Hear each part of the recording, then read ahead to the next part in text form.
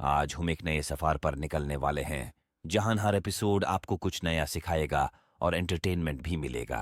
अगर आप पहली बार यहां आए हैं वर्टिकल बार तो सब्सक्राइब करना ना भूलें और बेल आइकन को दबाना ना भूलें ताकि आप हमारे हर अपडेट से जुड़ सकें।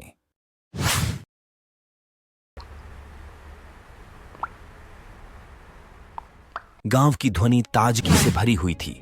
जब सुबह का समय आया, बंटी ने रात में हवेली के भूतों की मदद की थी और अब वह गांव के लोगों के साथ एकत्र हुआ था।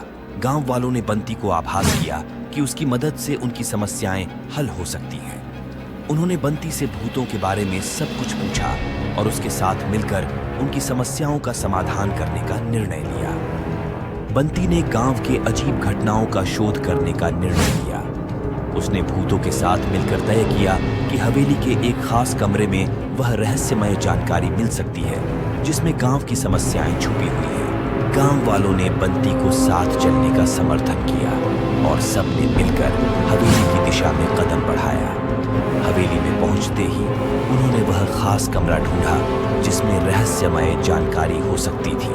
कमरे में पहुंचते ही उन्होंने एक पुरानी जादुई किताब पाई।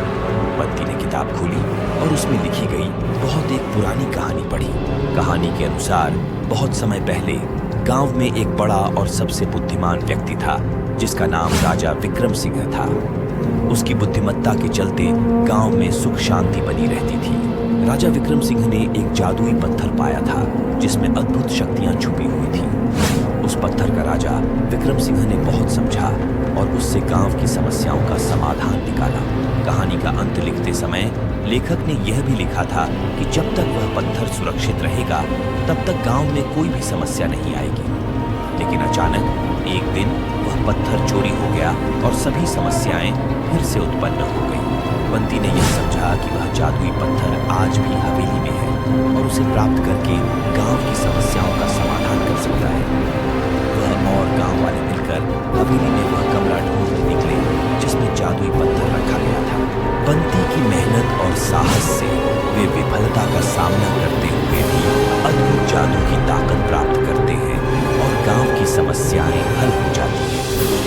हवेली में सुख शांति बहाल हो जाती है और गांव के लोग आभास करते हैं कि सच्ची ताकत हमेशा अंतर्निहित होती है।